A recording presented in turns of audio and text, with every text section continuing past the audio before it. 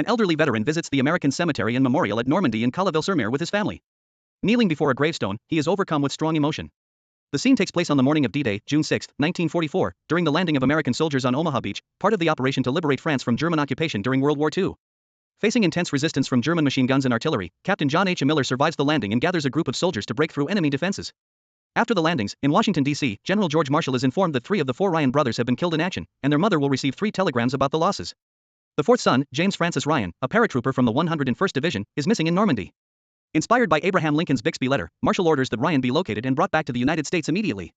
3 days after D-Day, Captain Miller receives the mission to find Ryan and gathers 6 men from his company, including a cartographer named Upham. They head to Newville, and upon arrival, Caparzo is shot by a sniper, but Jackson manages to neutralize him, although Caparzo does not survive. The group locates a soldier named James Frederick Ryan but discovers he is not the right one. A comrade informs them that Ryan was near Vierville, defending a strategic bridge over the Murderette River in the town of Ramelle. On the way to Ramelle, Miller chooses to attack a German machine gun position at an abandoned radar station, despite his team's objections. During the attack, Medic Wade is seriously wounded and dies. The only surviving German, nicknamed Steamboat Willie, is captured, generating tension among the soldiers who want to execute him. Upham intervenes, and with Miller's support, the prisoner is released blindfolded.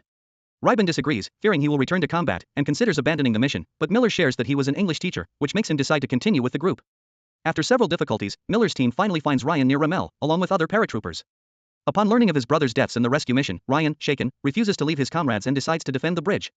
After talking with Sergeant Horvath, Miller decides to stay and help with the defense. He organizes his ranger team and the 101st Division paratroopers to prepare an ambush for the enemy with machine guns, Molotov cocktails, and improvised explosives. Hours later, Miller's group is attacked by German forces, including Tiger tanks and a large contingent of infantry.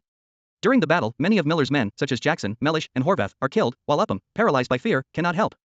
Miller is gravely wounded by Steamboat Willie while trying to destroy the bridge but fails. When a Tiger tank approaches, an American P-51 airplane appears and destroys it, saving the bridge. American forces arrive and defeat the remaining Germans. Upham captures a group of fleeing soldiers, including Steamboat Willie, and executes the prisoner without hesitation. Ryan bids farewell to Miller, who dies in his arms after saying his last words, "James, earn this." The scene returns to the present, revealing that the elderly veteran is Ryan, now in front of Miller's grave. He asks his wife if he was worthy of such a sacrifice, and she responds affirmatively. Ryan then pays one last tribute to Miller's grave.